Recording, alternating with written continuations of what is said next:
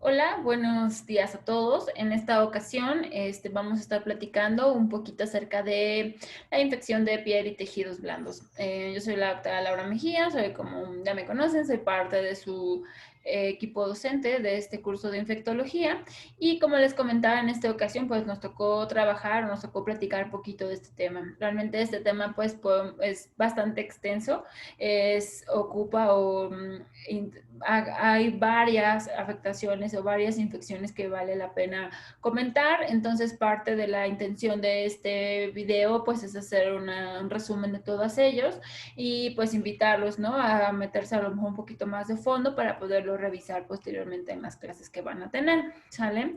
Entonces, pues vamos a empezar primero, pues como introducción, estimando que alrededor de 385,000 pacientes menores de 18 años se presentan en una emergencia, en una unidad de urgencias, ¿no? En Estados Unidos por infecciones de piel y tejidos blandos, ¿sale?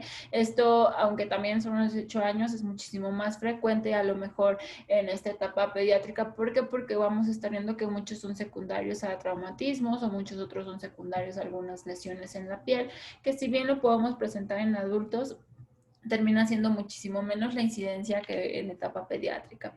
Aquí en este grupo obviamente va a haber ciertas particularidades en cada caso, pero siempre es importante que recuerden que dos de los principales agentes etiológicos a considerar en todas estas etiologías pues va a ser Staphylococcus aureus y Streptococcus pyogenes, son los principales, ¿no? Entonces, ¿por qué? Porque terminan siendo ambos comensales de la piel. Entonces, al ser comensales de la piel, pues tienen la facilidad de poder, si hay alguna pérdida de la solución de continuidad, pues poder introducirse, ¿no? A capas más inferiores o más profundas y así causar la enfermedad, ¿no? Esto, pues, hablando un poquito más de esto, pues tenemos que conocer o vamos a recordar de forma rápida, ¿no? Y a grosso modo, que la piel está formada por diversas capas y dentro de estas capas, pues contamos con la epidermis, la dermis y la hipodermis, ¿no? Y obviamente dependiendo del nivel en el que estemos tratando, de la profundidad de la que estemos hablando, pues va a ser donde se va a presentar cada una de estas lesiones. Algo bien importante, como ya les comentaba, que porque estos dos patógenos son los principales a considerar, pues es importante tener en cuenta que hay todos estamos colonizados, la piel está colonizada en todos nosotros y en todas las áreas, o va a haber áreas más colonizadas que otras y podemos tener algunas variaciones de persona a persona en cuanto a la colonización de su microbiota, pero en general podemos dividirla en dos grandes grupos, ¿sale? Va a ser la microbiota residente o no patógena.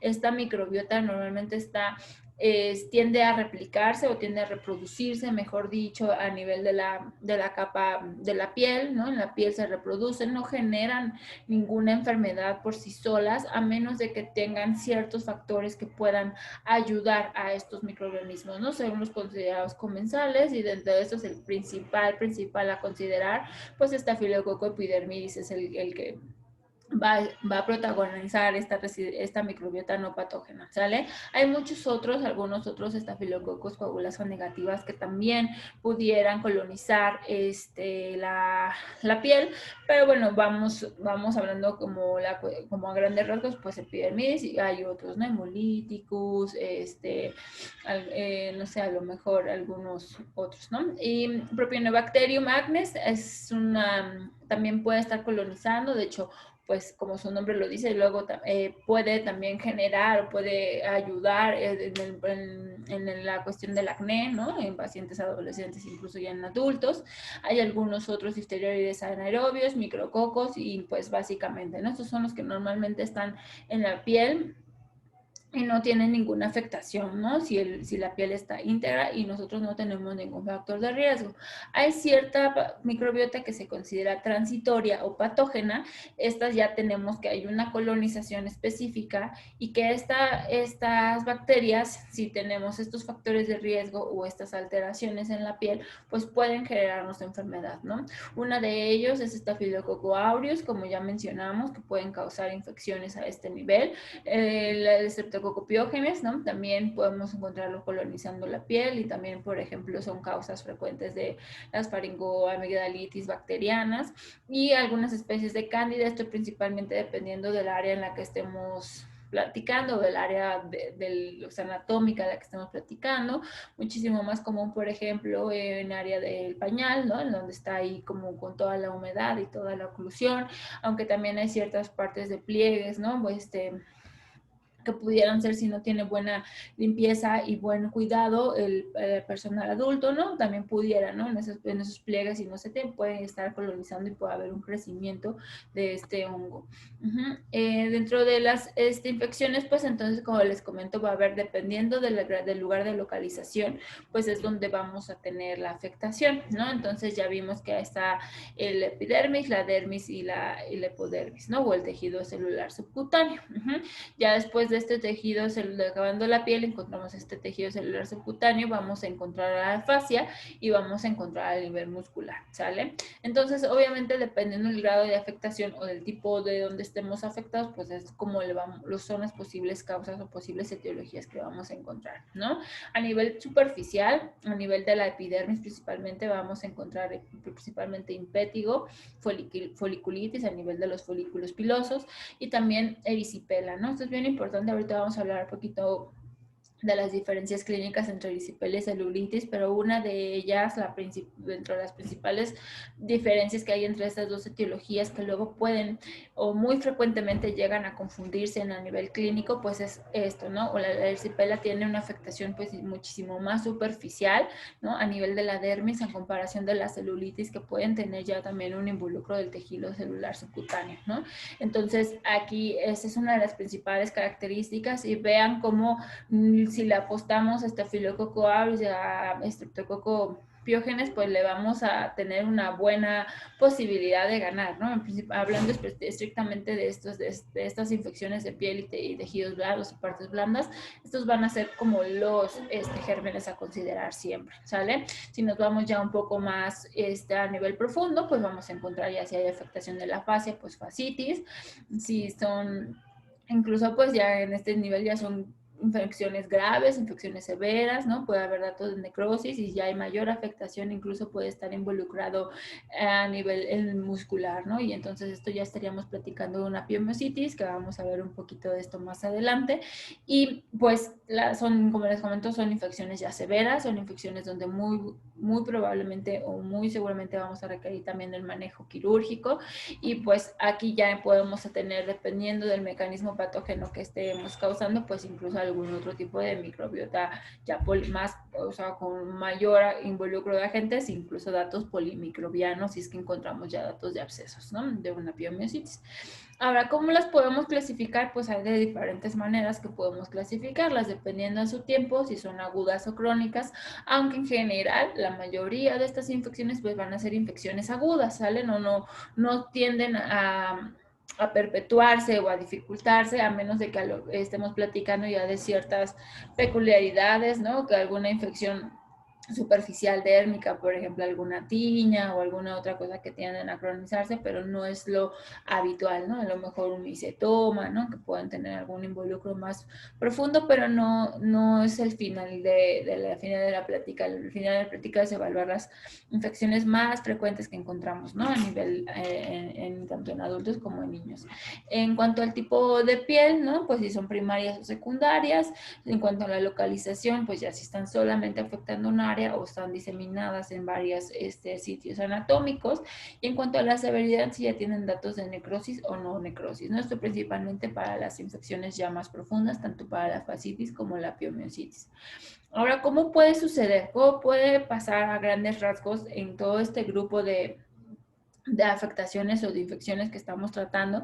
Pues hay varias formas. Una de ellas es la inoculación directa del agente patógeno, ya sea por algún traumatismo, por alguna lesión, ¿no? Hay una pérdida de la solución de continuidad y entonces ahí puede haber una colonización y después una invasión de las principales bacterias que tenemos en la piel y puede producir la enfermedad, ¿sale? Lo que se produce pues es una respuesta inflamatoria local y principalmente cuando esto sucede, pues estamos hablando de datos de impétigo o de celulitis, ¿no? Principalmente, aunque pudieran ser algunas otras, pero generalmente cuando vemos la inoculación directa, a lo mejor es un pétigo secundario a un prurigo por insectos, ¿no? Entonces a lo mejor es un paciente que tenía mucho prurito y se estuvo pues rascando, ¿no? Para poder secundario a este prurito intenso y secundario a ese rascado intenso, pues generó la forma de penetración de las bacterias y produce un impétigo alrededor de esa lesión papular, ¿no? Y la celulitis, pues también vamos a hablar un poquito más a profundidad de ella a lo largo de la práctica, pero pues también es una causa frecuente, la inoculación directa es una causa frecuente de celulitis. Otro mecanismo u otra forma en que pudieran ocasionarse la enfermedad es por invasión del torrente sanguíneo o por vía hematógena. Esto aquí pues hay al momento de estar en esta bacteriemia, llegan, ¿no?, a estas estructuras anatómicas y hay una multiplicación local, y esto es muy característico, puede verse muy frecuentemente en una sepsis adquiridas por pseudomonas o a lo mejor embolismos sépticos por estafilococo, ¿no? Entonces son pacientes que llegan pues graves, con datos de respuesta inflamatoria, con datos francos de choque, que nosotros a la exploración pues encontramos lesiones, pueden ser, dependiendo del germen que estemos tratando, lesiones violáceas o lesiones eritematosas, y que están en diversas áreas del cuerpo, y que esto pues podemos asociarlo a embolismos sépticos, embolismos con secundarios a este proceso infeccioso, y pues de ahí, una vez inoculados, pues generar desde una celulitis hasta incluso ya datos de piomiositis. Otro mecanismo patógeno pues son las exotoxinas circulantes. Estas exotoxinas, no necesariamente la bacteria es la que está causando la enfermedad, sino esta bacteria tiene dentro de sus factores de virulencia ciertas toxinas que lo que van a hacer es que va a haber una afectación por estas toxinas específicamente a nivel de la piel, a nivel de la dermis, y causan cierta lisis o hay ciertas inhibición de adesinas, ¿no?, que hacen que haya un desprendimiento o una disminución de las uniones intracelulares, y entonces puede haber datos de descamación, ¿no?, datos de lesión, ¿no?, a nivel de la piel o de áreas, de niveles superficiales, ¿no?, de la piel. Y entonces aquí principalmente como ejemplo pues tenemos el síndrome de la piel escaldada. Esto es dado por el Staphylococcus aureus principalmente, que es el que genera estas tipos de toxinas, ¿no? Escarlatina es otro agente, aunque no es tan común, pero también podemos tenerlo, ¿no? En cuanto a otros mecanismos patógenos, pues también incluso podemos encontrar mecanismos inmunológicos. Estas lesiones pues son estériles de la piel asociadas a bacteremia, ¿no? Entonces acá la afectación que nosotros vamos a ver en la piel no es en sí por el agente, sino por alguna cuestión autoinmune o inflamatoria que está causando reacción, ¿no? O sea, en nuestro organismo en dichos niveles, pero no necesariamente porque el germen esté ahí, ¿no? Y otras manifestaciones ya en casos muy, muy severos y que también desafortunadamente es frecuente encontrarlo en casos de meningococcemia.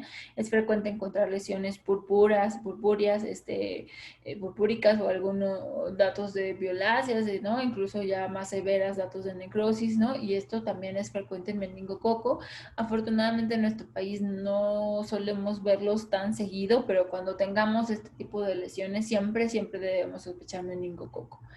Ahora, ¿cómo vamos a evaluar este dato de severidad? Y eso también nos va a incluir muchísimo en cuándo vamos o cómo vamos a considerar el inicio o la sugerencia de una evaluación quirúrgica, pues cuando el dolor es muy, muy severo, ¿no? Y hablando de este dolor, es un dolor muy, muy severo, lo refieren como un dolor exquisito, ¿no?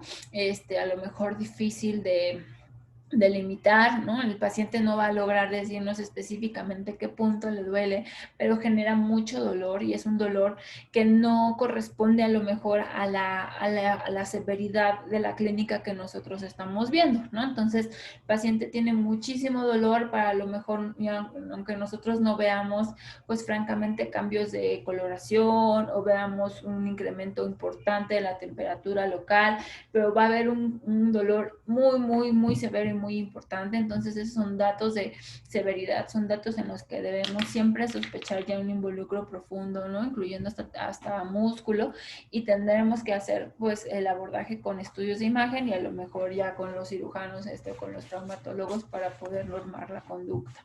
Anestesia, ¿no? Que hay una falta o la pérdida de la sensibilidad, pues también habla de severidad y habla de un involucro ya en capas más profundas, donde pueda estar la afectación, ¿no? A nivel nervioso.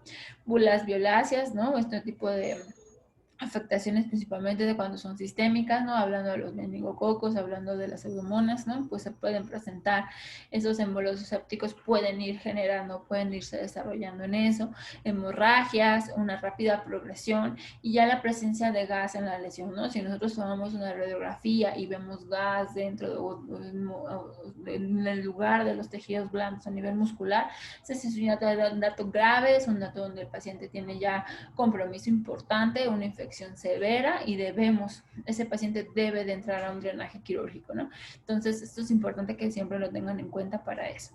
Ahora, como por grupos etarios, pues generalmente, les comento, estamos hablando, ¿no? Estos dos gérmenes de la van a llevar las palmas, ¿no? Staphylococcus aureus y Streptococcus pyogenes se los van a llevar, ¿no? Pero pues igual hay ciertas peculiaridades, ¿no? Por ejemplo, en menores de 12 años, que son los más comunes, igual podemos considerar algunos otros, ¿no? Como proteus, pseudomonas y algunas otras enterobacterias, incluso en pacientes neonatos, ¿no?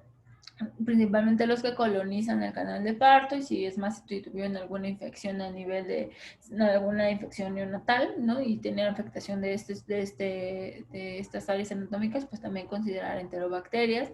De 1 a 5 años, pues aureus y piógenes considerarlos, a lo mejor en pacientes no inmunizados, hemófilos influenza tipo B puede ser una posible causa, ¿no? Y que siempre por eso vamos a recomendar cuando sea posible, pues la utilización o la recolección de cultivos, ¿no?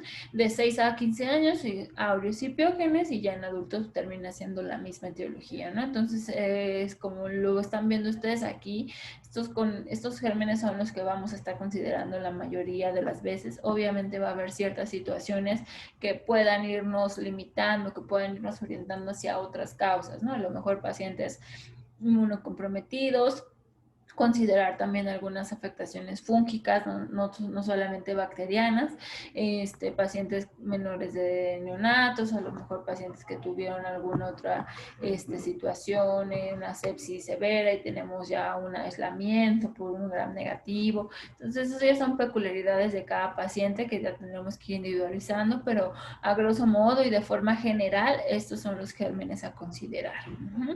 Ahora vamos a hablar particularmente de algunas características de cada una de estas infecciones, empezando por el limpétigo, ¿no? Entonces, el limpétigo son lesiones vesiculares purulentas que van a comprometer la epidermis, solo tienen afectación en la epidermis y parte de sus características es que no suelen dejar cicatriz. Ajá.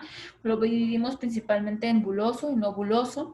Dentro del no buloso, pues Staphylococcus aureus es el germen a considerar, puede ser solamente como pues mono o la única afectación o el único agente, ¿no? Puede estar en combinación con el estreptococo del grupo A. Ocasionalmente hay otros tipos de estreptococo, pero no es lo más frecuente, ¿no? Y en el buloso, pues siempre vamos a considerar Staphylococcus aureus. El 10% puede ser algún otro tipo, ¿no? Pero vean cómo este otro tipo pues se refiere a los subtipos de estafilococos dependiendo de los fagotipos que tengan, ¿no? Y esto es algo importante también considerarlo porque hay ciertos estafilococos que pudieran tener estas exotoxinas o que pueden tener otros factores de virulencia asociados y que generen mayor dificultad al tratamiento, ¿sale? En general el impetigo es una enfermedad pues no grave, ¿no? Como ya dijimos en el epidermis y no tiene ninguna otra repercusión sistémica. Solo es más frecuente en niños, la incidencia, el mayor pico de incidencia es entre los 2 y los 5 años. Es más frecuente en climas tropicales o subtropicales y en climas cálidos durante los meses de verano.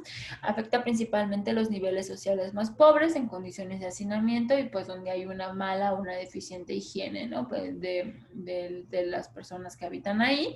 La transmisión es por contacto directo y se puede inocular, ¿no? Entonces son pacientes de que tienen alguna lesión, ¿no? Y si están en contacto con algo mejor, alguna misma otra área del cuerpo que pueda estar colonizada, pueden haber autoinoculaciones, ¿no? Y es lo más frecuente, casi no vamos a tener un paciente que tiene impétigo y se lo pasa a otros, es muy raro. La mayoría de las veces el impétigo se contagia porque nosotros mismos al momento de rascarnos al momento de tener alguna otra situación, pues genera esta inoculación directa, ¿no?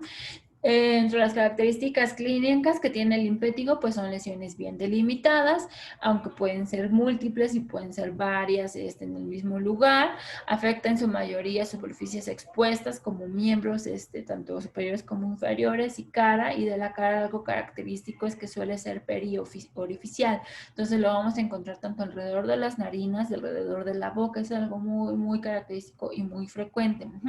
El impétigo nobuloso se caracteriza o se inicia como una mácula aproximadamente de 2 a 4 milímetros, después cambia a pápula o pasa a pápula y vesícula, el contenido es claro y la rodea de un halo eritematoso que posteriormente se transforma en una pústula y se rompe en el término de 4 a 6 días y termina en una costra gruesa, ¿no? Seguro la han escuchado nombrar, la costra melicérica es característica, ¿no? Estas lesiones se curan lentamente, pueden dejar en algunos casos un área hipopigmentada o despigmentada, pero no es lo más habitual. La mayoría de las veces curan sin cicatriz y sin ninguna otra cosa. En el impétigo buloso, las bulas se inician como vesículas superficiales que posteriormente coalescen y forman bulas flácidas con un contenido amarillo claro, que luego se vuelve turbio y a veces purulento.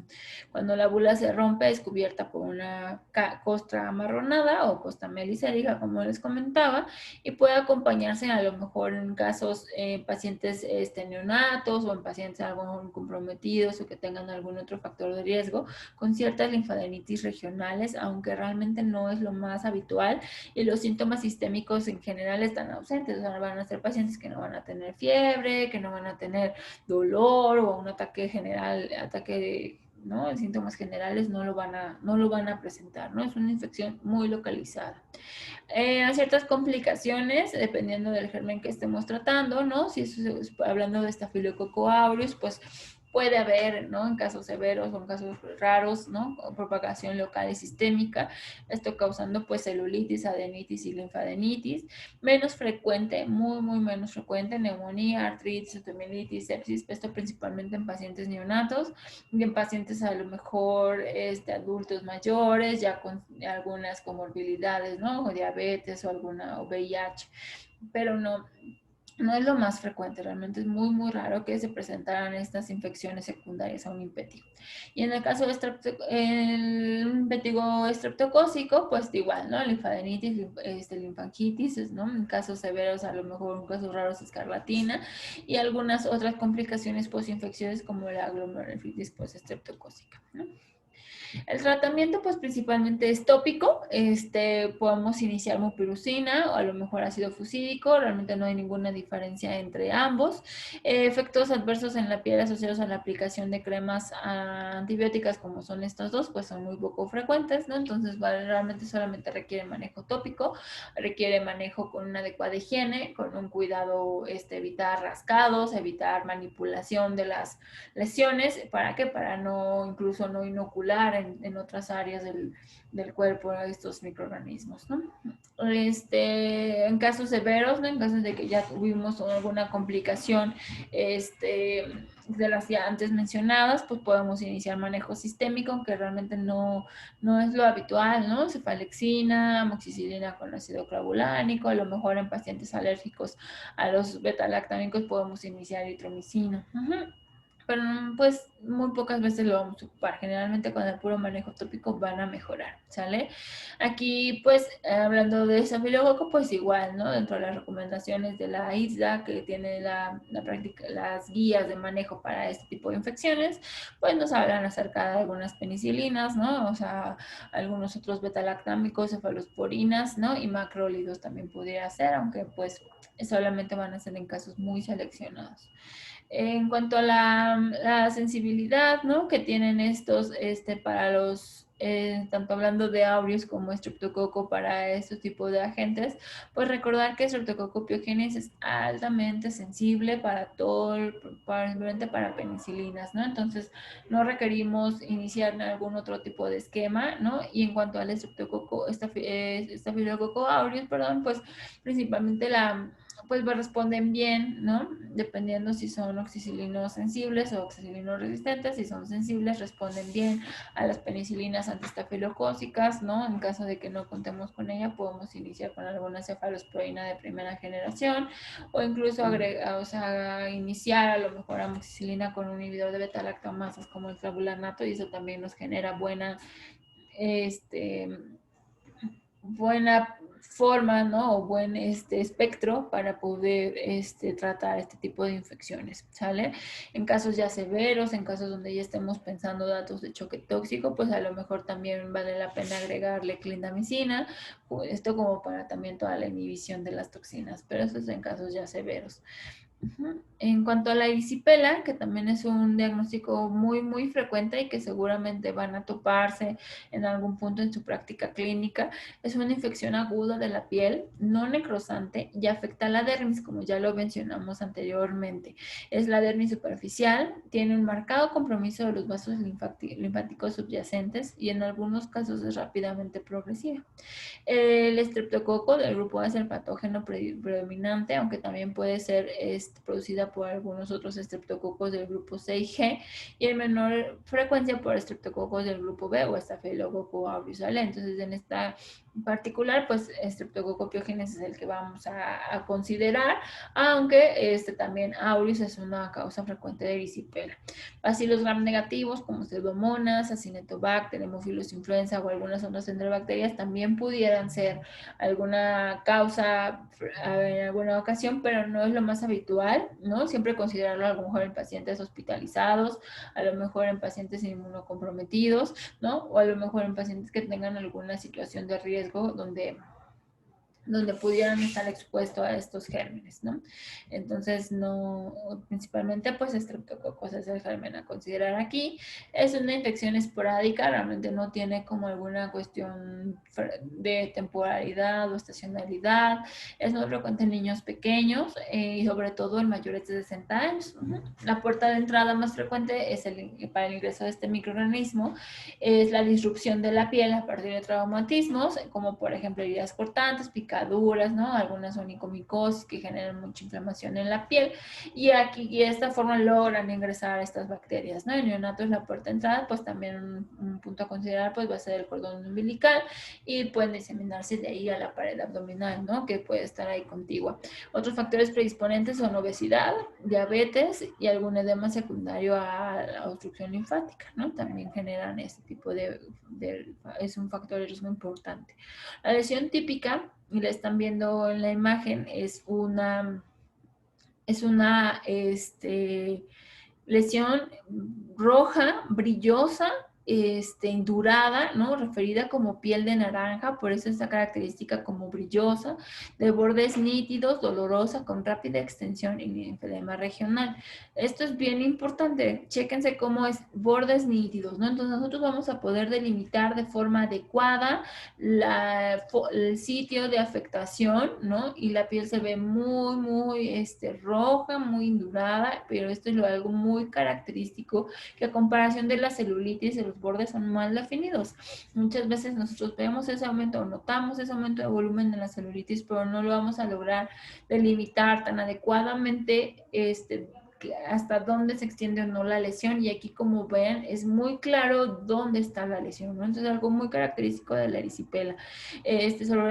Sobre la placa pueden visualizarse ya en casos severos flictenas, ¿no? Como aquí en la mejor no se alcanza a ver en la imagen, pero ahí había una, y en casos ya más severos incluso bulas.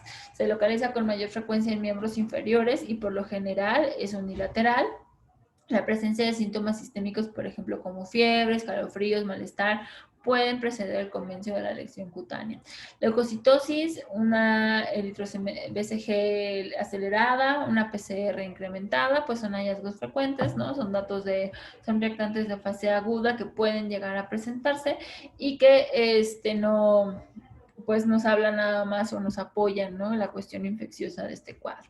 En cuanto al tratamiento, pues hay varias opciones, ¿no? Y recordando que este agente o el principal agente es el Streptococcus pyogenes, pues con penicilinas tenemos mejor que cubierto a este agente y esta forma, ¿no? En casos a lo mejor en los que estemos sospechando Staphylococcus aureus o que ya tengamos documentado el germen por alguna otra cultivo, pues a lo mejor sí tendremos que iniciar ya sea con un inhibidor de beta-lactamasas o a lo mejor cefalosporinas de primera generación, ¿no? Pero entonces generalmente la penicilina es el tratamiento de primera línea y de elección en el caso de la erisipela.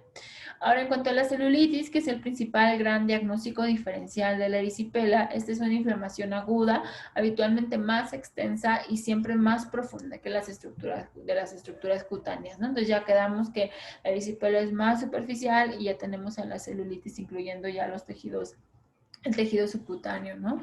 Carece de correlación anatomoclínico precisa, entonces ya lo estamos viendo. No va a estar bien delimitado, como ya lo vimos en la diapositiva previa, dónde está la lesión exactamente, ¿no? O sea, igual tal vez no se alcance a ver bien, pero ustedes van a ver aquí, ¿no? Tenemos un área eritematosa donde podemos notar cierto incremento de volumen, pero no logramos discernir de forma adecuada un borde como en la anterior imagen, ¿no? Aquí no tenemos bien claro dónde empieza y dónde acaba, y entonces esto pues nos hace hacer clínicamente el diagnóstico diferencial entre si es una celulitis o si es una erisipela, ¿sale? Eso es bien importante tenerlo en cuenta.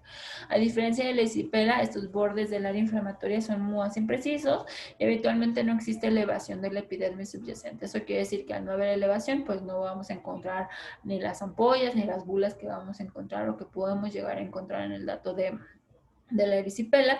Puede existir eritema cutáneo, hay calor al tacto, ¿no? El aumento de la temperatura local, hay edema o tumefacción, ¿no? Del área afectada, ¿no? Entonces tenemos aquí en este caso los datos o los signos clásicos de inflamación, ¿no? Rubor, calor, dolor y edema, ¿no? Entonces aquí con todos estos datos nosotros podemos integrar clínicamente que hablamos de una celulitis. Se presenta en cualquier región del cuerpo, eso es bien importante tenerlo en cuenta, ¿no? Y la mayoría de las veces es secundaria a un traumatismo, no necesariamente tendría que haber alguna pérdida de la solución de continuidad de la piel, ¿no? O sea, pero es muy, muy frecuente que ustedes se encuentren, y más en niños chiquitos, que fue secundario a un traumatismo, aunque también como lo ven en la imagen, ¿no? Si se logran dar cuenta, este paciente pues tiene algún prurigo, no sabemos específicamente por insectos, a lo mejor incluso fue una varicela, ¿no? Que tenemos restos de costras, pero vean cómo aquí en menores de 3 años pues es muchísimo más frecuente encontrarlo en la cara, y aquí lo que vemos es eso, ¿no? Hay un aumento de volumen importante, hay aumento del eritema, ¿no? Probablemente haya dolor, ¿no? Seguramente hay dolor, ¿no? Por las características que tiene, ¿no? Y hay hay dolor, ¿no? Y aumento del volumen, ¿no? Entonces con esto nosotros integramos un diagnóstico clínico de una celulitis, ¿no? Y pueden presentarse así en cualquier área del cuerpo. Esta etiología pues principalmente involucrados Streptococcus piógenes, en algunas veces algunos otros streptococos, pero general siempre considerar Streptococcus piógenes y Staphylococcus aureus, ¿sale? Van a ser los principales agentes siempre a considerar. Si hay alguna situación, a lo mejor como en la imagen previa, que veamos que hay lesiones de costra o algún prurigo por insecto, pues a lo mejor dependiendo, pues también considerar cierta biota comensal, como ya la platicamos, ¿no? Staphylococcus aureus o algún, epidermidis, perdón, o algún otro. Y en casos de pacientes, por ejemplo, no inmunizados, ¿no? Pacientes menores de 2 años que no tengan sus vacunas completas, pues hemófilos de influenza también debemos siempre considerarlo, más en pacientes menores de 1 año que tengan alguna afectación ya un poco más severa, ¿no? Algo muy importante, Pedro, también siempre considerar, ¿no? Si tenemos algún otro dato agregado, pues Streptococcus pneumoniae no es lo más frecuente, ojo, no se me vayan a confundir ahí, o sea, siempre estamos hablando de piógenes, pero particularmente en celulitis, pneumoniae en casos más no tan frecuentes pudiera llegar a ser una causa de celulitis, ¿no? En caso de pacientes a lo mejor ya inmunocomprometidos, ahí nos faltó una S, pero de Pseudomonas aeruginosa pudiera también ser, ¿no? Ahora, Aeromonas puede ser más frecuentemente encontrado en pacientes inmunocomprometidos, pacientes oncológicos principalmente, algunos otros estreptococos pues también, ¿no? Algo importante considerar también siempre son los factores de riesgo que pueda tener el paciente en cuanto a alguna exposición ambiental, ¿no? Entonces, algunas afectaciones, por ejemplo, si se va el paciente a alguna pues agua dulce, ¿no? No tan circulante, ¿no? Como algún lago, ¿no? Que puedan estar un poco más estancadas las aguas, pues Aeromonas es una causa frecuente. Vibrio en aguas saladas, ¿no? Pastorela, por ejemplo, puede ser en afectaciones principalmente por mordedura de animales. Esto es muy frecuente verlo algunas veces en pacientes que llegan con mordidas de perro o de arañazos o alguna otra lesión secundaria a los gatos, ¿no? Entonces, cada paciente que nos llegue y que tenga una afectación a nivel de piel, tejidos blandos, ¿no? Y que tenga secundario o que tenga el antecedente de que fue o presentó una mordedura de algún animal, siempre debemos considerar Pastorela multocida y algunos otros gérmenes que están normalmente en las fauces del animal, ¿no? Y con base en eso, pues nosotros iremos adecuando el tratamiento antibiótico, ¿no? El tratamiento de elección, pues hablando si estamos sospechando piógenes, pues va a ser penicilinas por mucho, a lo mejor en pacientes donde estemos pensando Staphylococcus aureus, pues agregarle, como ya comentamos, un inhibidor de beta-lactamasas. Podemos iniciar a lo mejor algo, clindamicina, si estamos pensando que pudiera haber alguna situación de resistencia a meticilina. En casos donde estemos bien documentados o exista una alta sospecha de agentes de meticilino resistentes, esto es muchísimo más frecuente verlo en pacientes adultos, deberemos iniciar manejo con vancomicina y a lo mejor si tenemos alguna situación ya bien documentada, pues de resistencias, incluso agregarle linezolid, ¿sale? Esto es como para la cuestión pensando en estafilococos y estreptococos, ¿sale?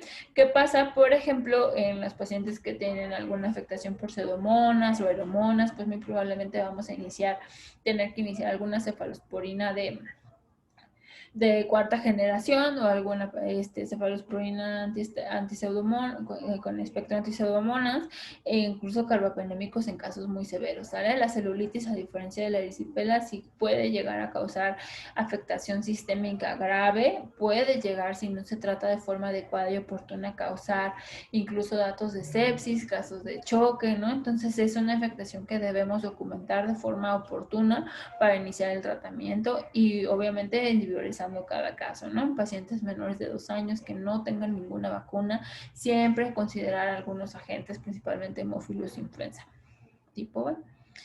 Y en cuanto al absceso cutáneo, este es una colección localizada de pus, es secundaria a necrosis del tejido por alguna infección previa, normalmente adyacente a donde encontremos el absceso. Se manifiesta principalmente como un nódulo firme, eritematoso y doloroso, que termina fluctuando con poca clínica sistémica, ¿no? Entonces es una afectación muy localizada. La bacteria más frecuente implicada pues es Staphylococcus aureus, siendo el único aislamiento en hasta en un 25% de los casos, aunque muchas otras veces también puede ser polimicrobiano, dependiendo secundaria que fue el absceso. Otros microorganismos implicados, pues estreptococopiógenes, algunos otros anaerobios y enterobacterias, ¿no? Como les comento, depende mucho de la causa del absceso. Las localizaciones más frecuentes pues son en la mama, zona perirectal, algunas glándulas sudoríparas, cuero cabelludo, ¿no? El drenaje del tratamiento pues es drenaje local. Ahora estas localizaciones en niños, pero igual en pacientes adultos o en pacientes igual no tan ya escolares, ¿no? O adolescentes, pues puede presentarse también en cualquier situación en donde haya un proceso infeccioso, ¿no? Entonces a lo mejor tenemos una celulitis que empezó a resolver y se llegó a coleccionar ahí algunas secreción, pues podemos tener un absceso secundario, una celulitis. Si tenemos a lo mejor algún dato severo de foliculitis o algún dato severo de impétigo, ¿no? A lo mejor si es que no hubo buena respuesta o un buen manejo, podamos tener la afectación ya a nivel de un absceso, ¿no? El tratamiento pues es el drenaje, todo el absceso debe de drenarse y aparte debemos tenerlo asociado o va en conjunto con un antibiótico, ¿no? Que va a depender mucho del cuadro clínico y del patrón de sensibilidad existente. Entonces un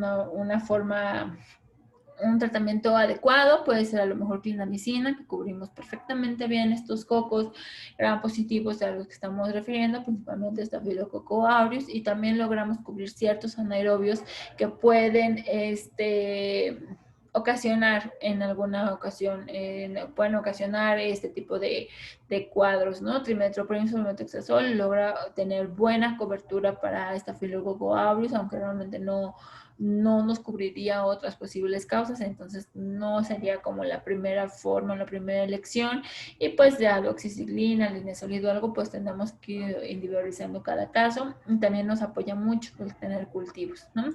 Y en cuanto a la piomyositis, bueno, antes de eso, hablando de los cultivos, es bien importante que todas las veces que hagamos el drenaje de un absceso, pues debemos mandarlo siempre a cultivar, ¿no? La verdad es que no hay mejor forma de poder ir dirigiendo nuestra terapia que ir teniendo pues el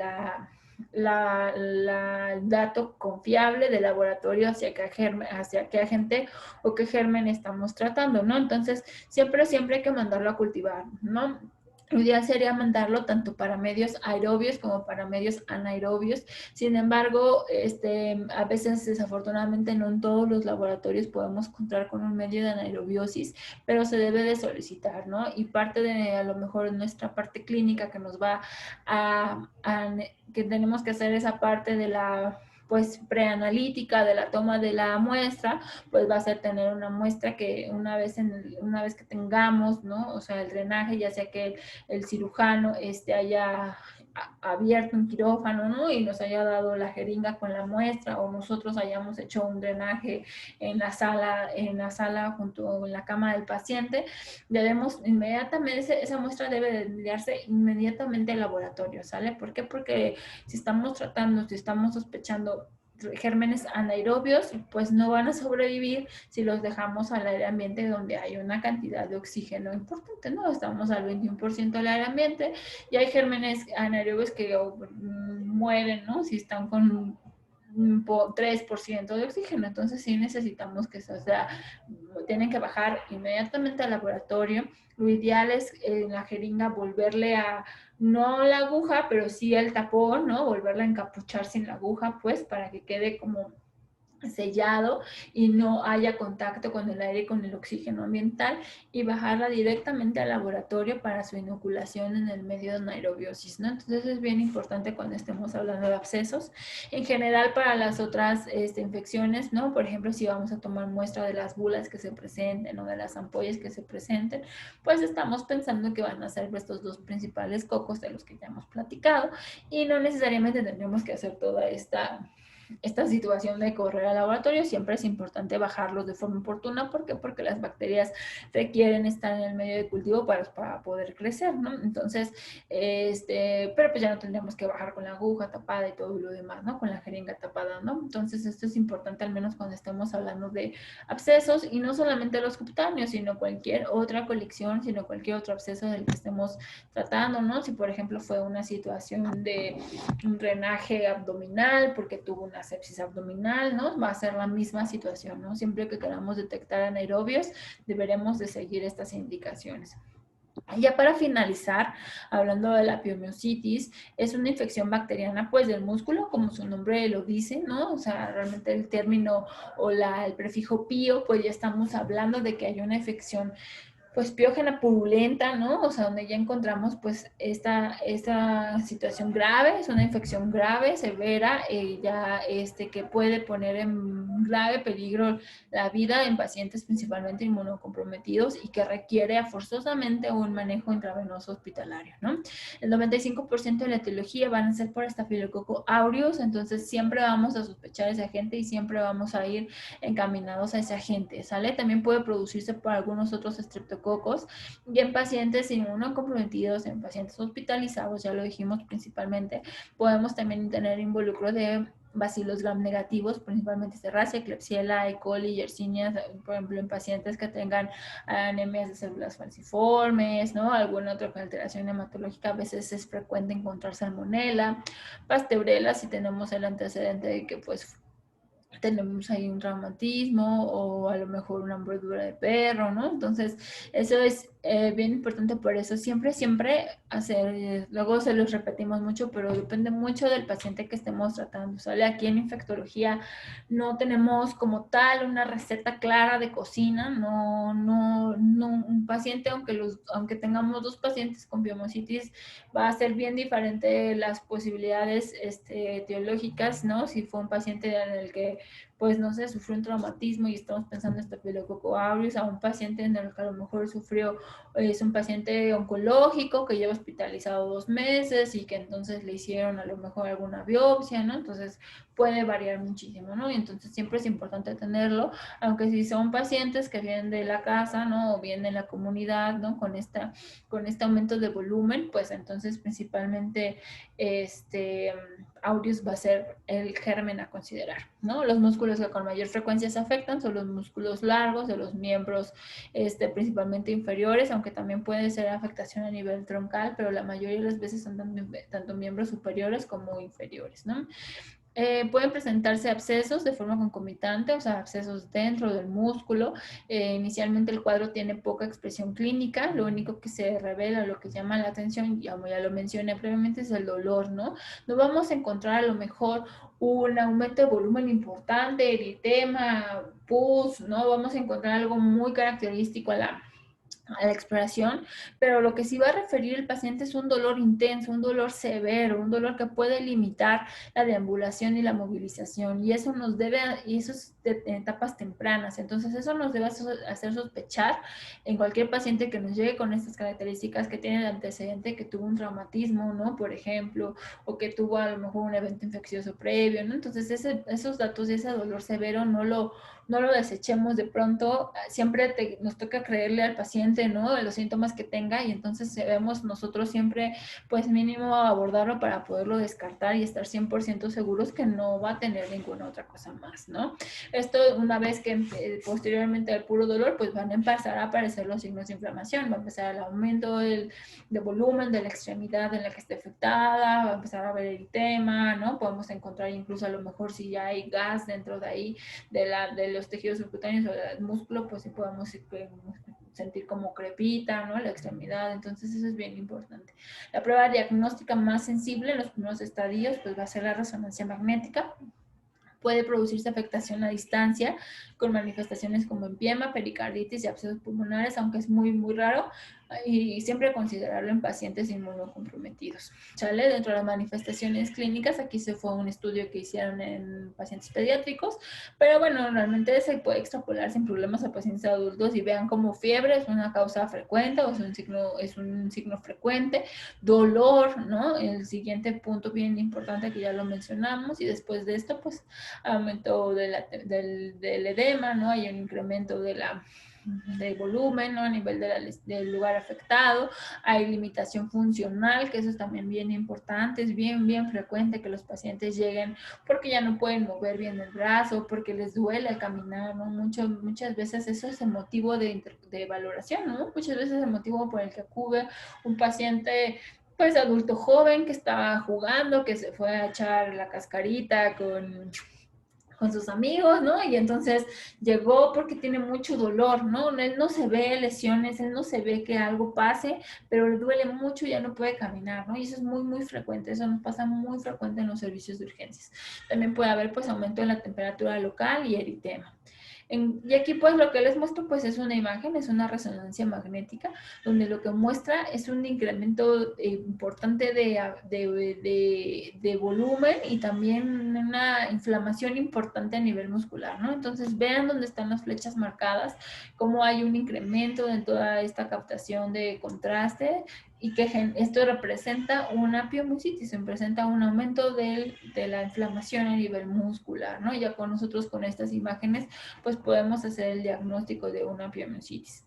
El tratamiento pues va a consistir pues principalmente con terapia antibiótica empírica, ¿no? ¿Por qué? Porque al momento de que nos llega nuestro paciente no vamos a saber el qué germen está hablando. Sin embargo, ya vimos que más del 90% es por Staphylococcus aureus, entonces nuestra terapia debe ir encaminada a ese agente, ¿no? Entonces alguna penicilina antiestafilocócica, por ejemplo dicloxacilina o cloxacilina que no tenemos aquí en México, pero bueno, dicloxacilina puede ser una buena opción, aunque desafortunadamente ahorita IV no la contamos, pero bueno, si la tuviéramos es una buena opción, ¿sale? Si no, pues podemos iniciar algunos otros agentes que también tengan cobertura, por ejemplo, alguna cefalosporina de primera generación o incluso de segunda generación.